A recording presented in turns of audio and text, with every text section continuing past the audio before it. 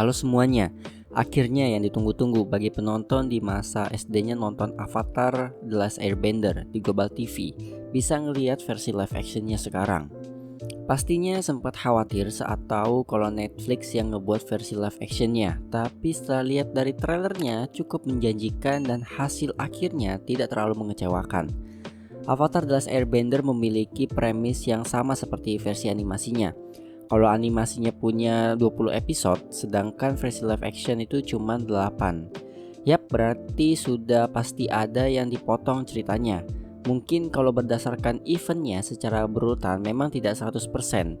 Contohnya kayak karakter Jet yang mana dia punya satu episode ceritanya khusus tentang dia doang. Tapi di versi live action, di episode 3 itu malah 2 event, 2 episode di animasi jadi digabungin. Event Jet sama yang bapak-bapak bikin bom yang anaknya lumpuh itu loh. Ada juga event yang cerita orang-orang diculik sama roh hutan, tapi di live actionnya jadi beda. Kalau di animasinya itu yang nyuri itu roh beruang, tapi di live action malah si pencuri muka yang nyulik.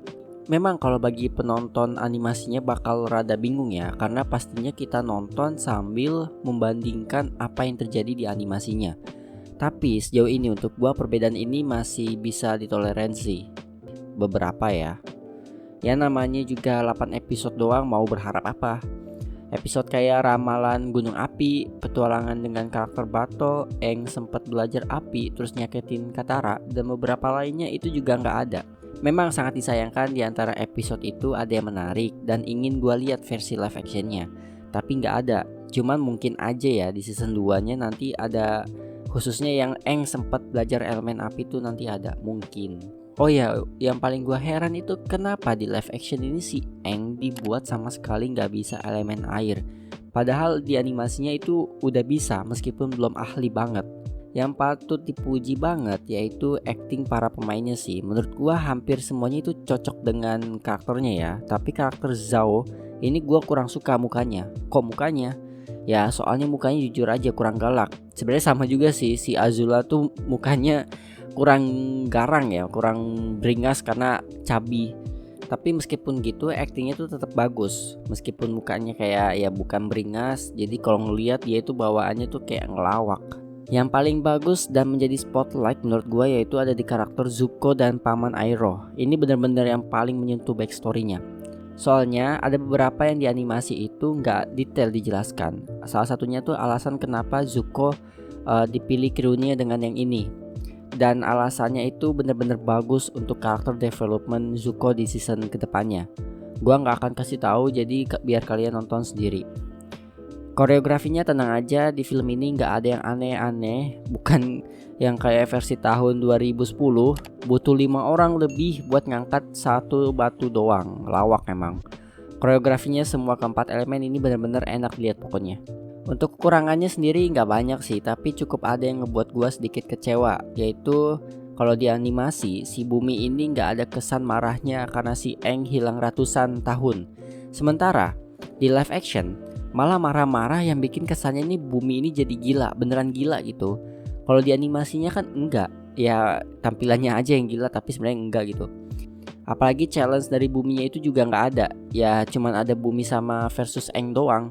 Masih ngomongin karakter, karena ada 2 event yang digabungin, jadi satu itu ngebuat karakter yang ada di episode tersebut kurang terdevelop.